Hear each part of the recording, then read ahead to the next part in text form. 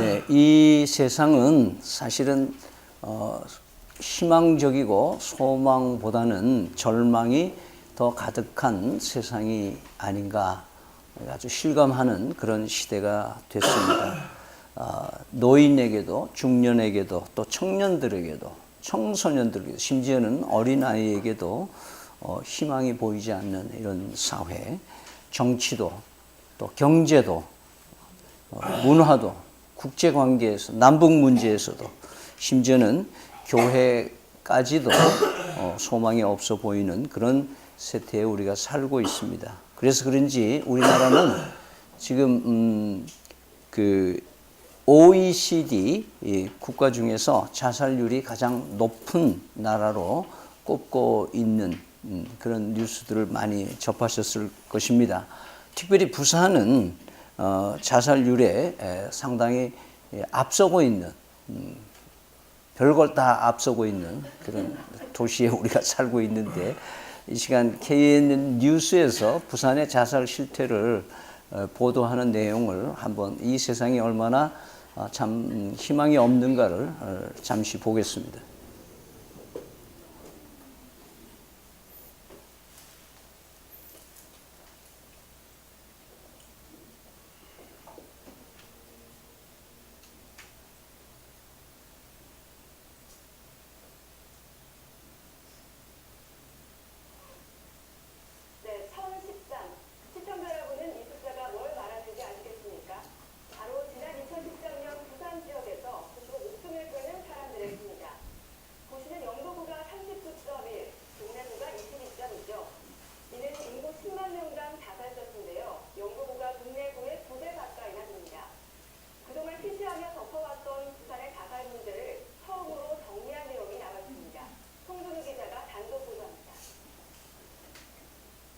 부산광역시 자살예방센터, 스스로 목숨을 끊으려는 이들이 마지막으로 전화를 거는 곳입니다. 이곳에서 지난 2013년 부산의 자살 현황을 분석해 보고서를 만들고 있습니다. 내용을 살펴봤습니다. 인구 10만 명당 자살자 수가 영도구가 가장 높았으며 동구와 진구 순이었습니다. 반면 동래구와 사구는 22명으로 큰 차이를 보였습니다. 구군별로 이해하기 힘들 만큼의 큰 편차를 보이고 있습니다. 전체 자살자 1,013명 중 남성이 70%를 넘어 여성보다 압도적으로 많았습니다. 또 다른 문제점은 노년층의 자살이 줄어드는 반면 부산 지역 40, 50대, 이른바 허리 계층이 스스로 목숨을 끊는 경우가 갈수록 늘어나고 있다는 것입니다. 특히나 40, 50대의 자살률이 굉장히 늘어나고 있는 상황이고 이에 대한 좀 자살에 넘어가는 데 대해서 이들에 대한 앞으로는 대안을 좀 마련해야 할까 보여집니다. 자살이 경제 지표와 반비례한다고 보면 가정을 지탱하는 중장년층의 삶이 갈수록 팍팍해지고 있다는 의미이기도 합니다. 지난 2013년 한 해 동안 인구 13만여 명인 부산 영도에서만 40대 20명이 스스로 목숨을 끊었습니다. 그러나 왜 이런 일이 벌어졌는지에 대한 구체적인 분석은 전혀 이루어지지 않았습니다. 해마다 조금씩 감소하고는 있지만 부산에서는 10만 명당 29명이 자살이라는 극단적인 선택을 하고 있습니다.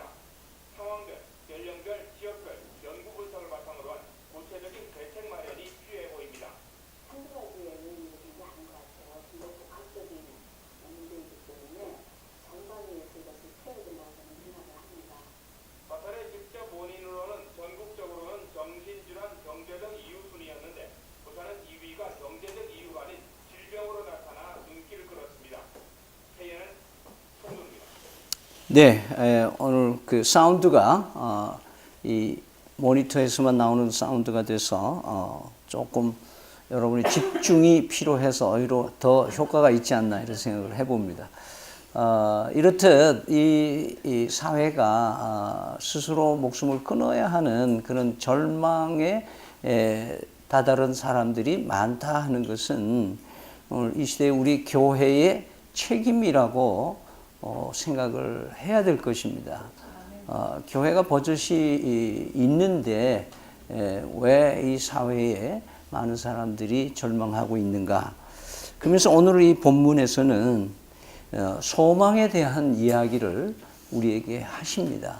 그러면서 이 소망이 삼위일체 하나님께서 복융하 융합해서 합작해서 우리에게 소망을 안겨다 주신 것으로 본문이 되어 있습니다. 아들 예수 그리스도께서 일어나셔서 열방의 소망을 가지게 되고 또 소망의 하나님께서 기쁨과 평강을 우리에게 충만케 해주시고 또 성령의 능력으로 우리에게 소망을 넘치게 해주신다고 한 것이 우리 오늘 방금 읽은 12절, 13절의 말씀의 내용들입니다. 그럼 먼저 아들 예수 그리스도가 일어나셔서 세상이 소망을 가지게 되었다라고 하는 것을 우리가 짚어보면 절망뿐인 이 세상의 사람들을 위해서 하나님께서는 독생자 예수 그리스도를 이 땅에 보내셨다고 하는 것.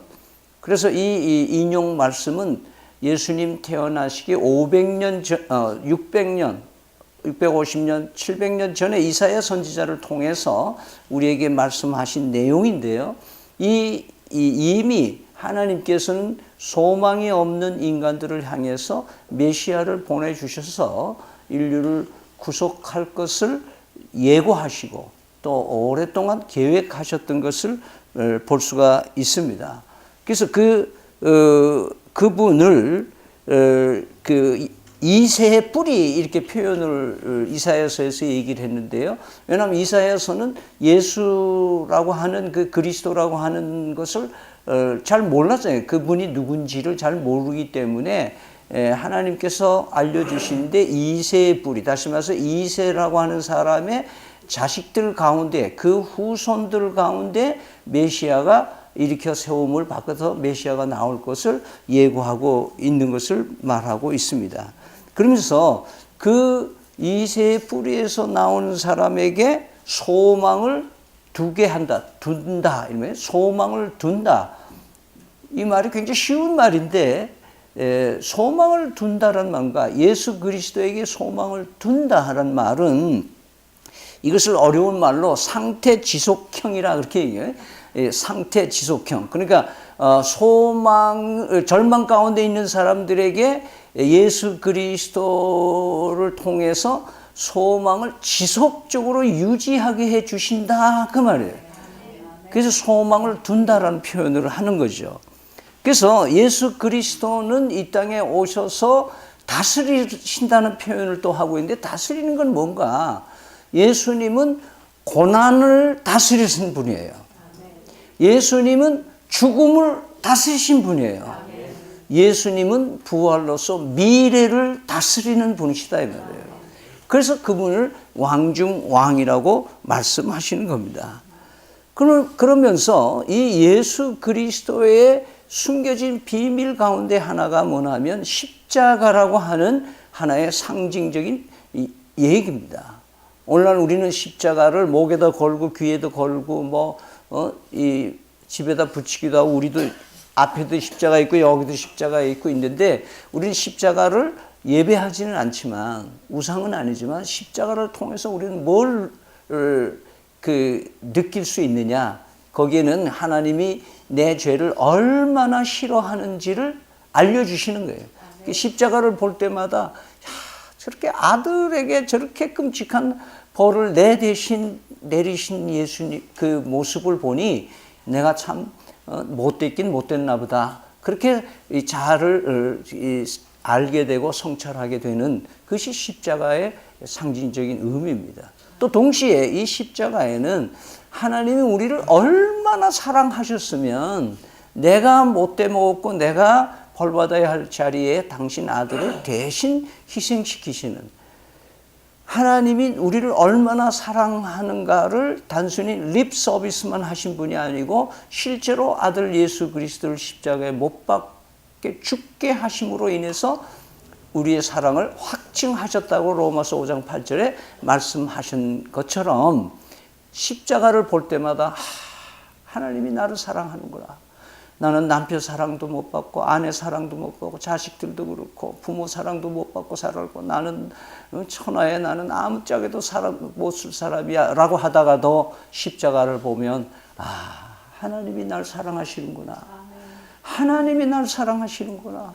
하나님이 날 사랑하시는가를 십자가를 통해서 알게 된다 이 말이에요. 그래서 우리는 십자가를 우리 예수 그리스도께서 이 땅에 보내서 하나님이 우리를 구원하시는 놀라운 메시지를 그 가운데서 우리에게 주신다는 것을 말씀해서, 그래서 우리는 그분에게 우리의 소망을 둔다 그 말이에요. 우리의 소망을 그분에게, 예수님께 밖에는 둘 데가 없음을 믿으시기를 바랍니다. 두 번째, 오늘 이 말씀에는 소망의 하나님 아버지께서 기쁨과 평강을 우리에게 충만케 하신다.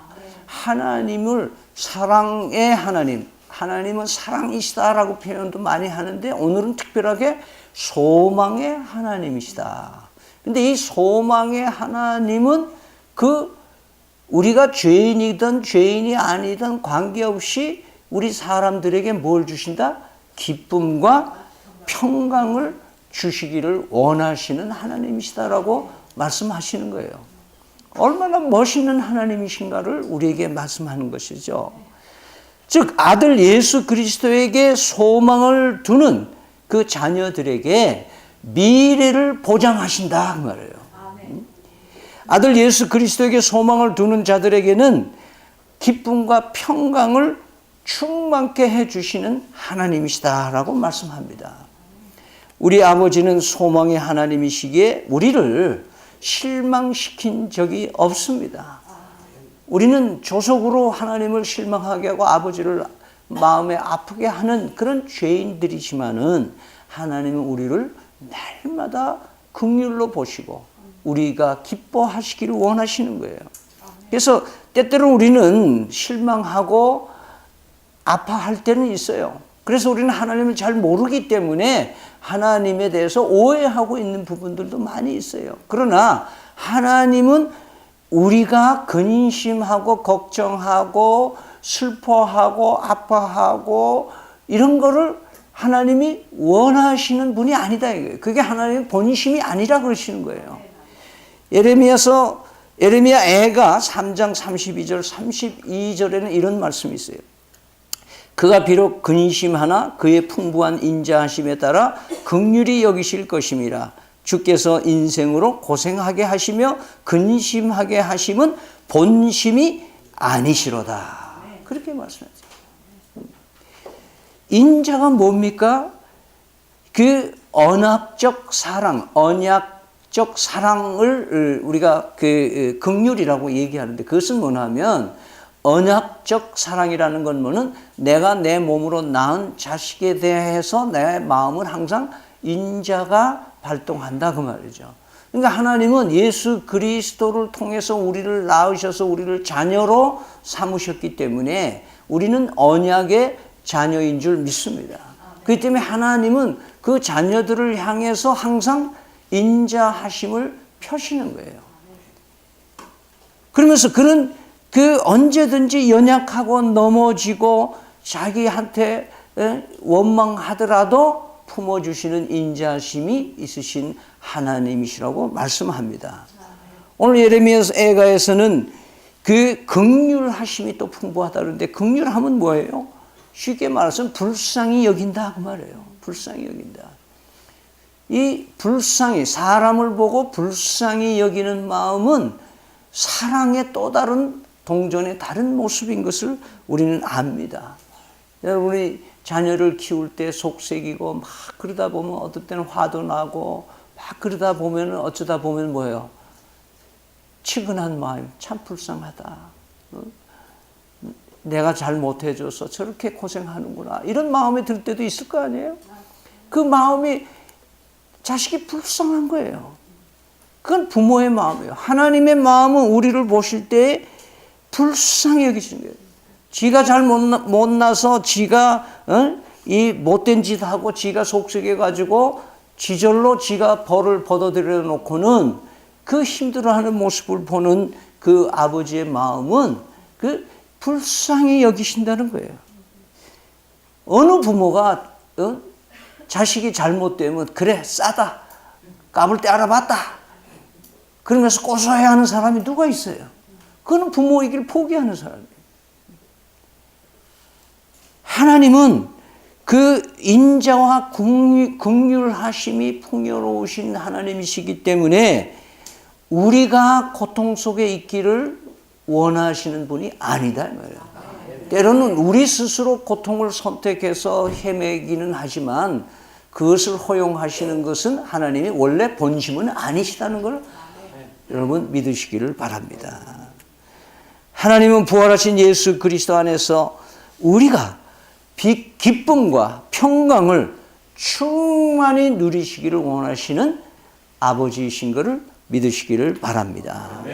세 번째, 오늘 성령의 능력으로 소망이 넘치게 하신다고 말씀하고 있습니다. 소망의 하나님께서 아들 예수 그리스도에게 고난과 죽음과 부활을 통해서 우리가 충분히 그에게 소망을 둘 수 있는 자리로 우리를 인도해 주신 동시에 성령 하나님이 우리와 함께 계시도록 하심으로써 우리에게 소망이 넘치게 해주셨다 그 말이죠. 무슨 말씀이냐 하면 성령 하나님이 우리에게 하나님의 약속인 임마누엘을 완성하신 하나님의 다른 삼위의 다른 격의 성령 하나님이시라고 성서는 말씀하고 있습니다.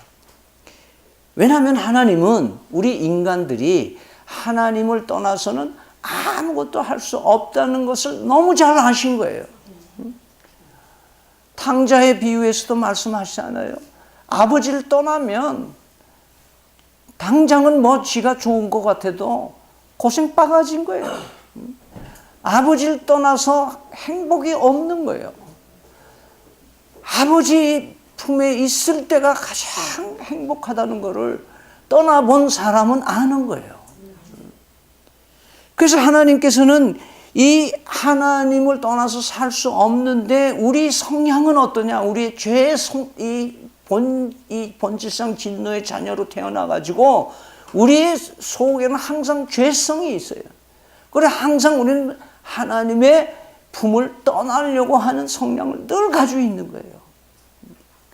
그래서 하나님은 우리가 연약해서 항상 하나님을 잊어버리고 살 것을 미리 아시고 예수 그리스도를 통해서 약속을 하셨어요.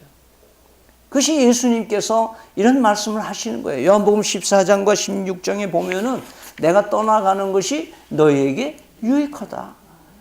내가 너희를 하나님 아버지께서 너희들 고아와 같이 그냥 내버려 두지 않으신다. 내가 가면 하나님께 내가 부탁할 테니까 성령 하나님이 이 땅에 오셔서 너희들과 함께 계시면서 너희를 도와주시는 하나님이 너희가 임마누엘 할 것이다 라고 약속을 합니다. 이런 하나님의 세미한 계획은 우리가 절망밖에 구할 수밖에 없는 절망밖에 없는 이 세상에서 소망을 가지고 살 수 있도록 성령 하나님을 우리에게 부어주신 겁니다. 요한복음 14장 16절에 내가 아버지께 구하겠으니 그가 또 다른 보혜사를 너에게 주사 영원토록 너희와 함께 있게 하리라 그랬어요. 예수를 구주로 영접한다는 표현을 하는 것은 그 영접하는 그 순간 하나님의 성령이 우리 안에 와 계신다고 말씀하시는 거예요. 그러니까 너희가 하나님의 나라는 여기 있다 저기 있다 그러는 게 아니라 너희 안에 있느니라라는 말씀은 성령 하나님.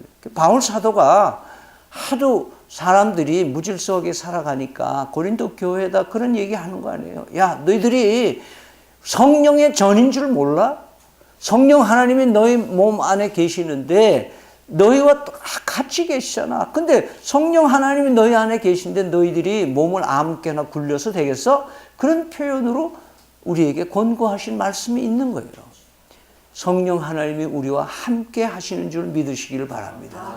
내가 느끼든지 느끼지도 않든지 내가 인지하든지 인지하지 않으시든지 한번 예수 그리스도를 믿으면 성령 하나님이 우리 안에 계시면서 약속대로 영원토록 너희와 함께 계시겠다고 말씀하신 것이 지금도 유효한 줄 믿으시길 바랍니다. 내가 시험 들고 내가 고독하고 힘들다고 느끼는 그때도 하나님의 성령이 여러분과 함께 계시는 줄 믿으시길 바랍니다. 그래서 엄격하게 우리가 찬송을 볼 때 성령이 오소서, 성령이 오소서 이런 거는 사실은 신학적으로는 맞질 않아요. 우리는 정서적으로는 맞아. 내가 너무 갈급하니까 성령 하나님 이 시간 나에게 임하시면 좋겠습니다 이렇게 말하는 거. 그러나 우리는 기도 제목을 제대로 하는 믿음찬 교회 성도라면 하나님 내 안에 계시는 성령님이 나를 통해서 충만히 역사하게 해 주십시오. 역사해 주십시오. 이렇게 기도하는 거예요. 그러니까 내가 어려울 때 성령 하나님의 도움을 받지 않고 교만을 떠는 것을 성령을 거스린다 그렇게 얘기해요. 그것을 성령을 슬프게 한다 그 말이에요. 왜냐면 성령 하나님은 나를 도와주시려고 언제나 바디가드로 항상 나한테 있는데 내가 어려울 때 도와달라고 말하지 않고 고집 부리고 집 뻗당기고 살면은 그 성령이 슬퍼하시는 거예요. 얘 왜 이래? 내가 도와주려고 그러는데 왜 이렇게 도움을 안 청해? 왜냐하면 성령 하나님은 자동으로 우리에게 자동으로 뭘 해주시는 분이 아니시거든요. 구하라. 그러면 주실 것이요. 구해야 되는 거예요. 만약에 자동으로 우리에게 복 주시는 분 같으면 무슨 그런 성경 구절이 필요하겠어요. 성령 하나님이 우리와 함께 계셔서 우리를 통해서 역사하시는 역사가 분명히 있는데도 불구하고 우리가 주님께 도움을 청하지 않는다면 죄짐 맡은 우리 구주 어찌 좋은 친구지. 우리에게 짐이 없는 사람 누가 있겠느냐. 고함이 없는 거로 너희가 복을 받지 못한다고 찬송을 부르지 않습니까? 오늘 부활의 산 소망이 성령 하나님으로부터 충만하게 우리에게 불러주시기 때문에 우리는 이 시대에 절망적인 시대고 환경이 아무리 나빠져도 우리는 소망이 있는 줄 믿으시기를 바랍니다. 아멘. 마지막으로 오늘 성경 구절 가운데 한 단어를 빼먹은 게 하나 있어요. 제가 한번 질문을 해볼 거예요. 이 절망의 반대말은 뭡니까? 희망입니까? 소망입니까? 오늘 본문에서는 이 단어를 믿음이라고 얘기를 하는 겁니다. 킬케고르라고 하는 사람이 죽음에 이르는 병이라는 책을 써서 엄청 고전 중에 고전으로 많은 사람에게 읽히고 있습니다. 근데 이 킬케고르는 죽음에 이르는 병에 걸려 있어 절망에 빠질 수밖에 없다고 전제를 하면서 죽음에 이르는 병은 자기 상실 병이다 이렇게 얘기해요. 근데 자기 상실 병은 자기를 잊게 하신 하나님과의 관계를 상실했을 때 발생한다. 그러니까 하나님과의 관계를 끊을 때 우리는 엄청나게 이 죽음에 이르는 병, 절망의 늪으로 빠지게 된다라고 말하고 있는 것입니다. 그러면 이분이 책의 말미에 이렇게 썼어요. 절망에 대한 완전한 해독제는 하나님에 대한 믿음이다. 이렇게 얘기해요. 그러니까 절망의 반대말은 뭐예요? 믿음이다 이거예요. 예수 그리스도에게 소망을 두는 믿음이다 이 말이에요. 예수 그리스도를 믿는 믿음이 절망을 이길 수 있다 그 말이에요. 사망아, 네 쏘는 게 어디 있느냐? 그것이 부활하신 예수님의 그 부활의 승리의 선포이지 않습니까? 그렇기 때문에 우리는 인생을 살면서 믿음이 변수라는 거예요. 절망에 대한 안전한 해독제는, 다시 말해서 절망에서 해방될 수 있는 사람은 예수 그리스도에게 소망을 두는 하나님에 대한 믿음인 줄 믿으시기를 바랍니다. 오늘 우리는 부활절을 다시 한번 우리 삶 속에서 새기면서 오늘 절망스러운 세상이고 절망밖에 보이진 않지만 우리의 소망을 부활하신 예수 그리스도에게 두시는 그런 믿음의 사람들이 다 되셔서 성부, 성자, 성령께서 우리에게 디자인해 주신 대로 소망이 넘치는 믿음의 사람들이 다 되시기를 축원합니다. 하나님, 우리는 너무 세상을 보면서 실망하고 절망스러워하며 스스로 벌어들인 고통과 어려움 때문에 하나님의 존재 자체도 잊어버리고 사는 미련한 것들이 온데 오늘 말씀해 주시니 감사합니다. 부활하신 예수 그리스도에게 소망을 두는 믿음찬 성도들 되게 하여 주시옵소서. 그 그리스도의 은혜와 살아계신 하나님 아버지의 극진하신 사랑과 성령의 교통하심이 절망 가운데서 믿음으로 소망에 찬 삶을 살기를 다짐하는, 우리의 소망을 그리스도에게 두기를 다짐하는 사랑하는 성도들 머리 위에 영원토록 함께 계시를 지어다. 아멘.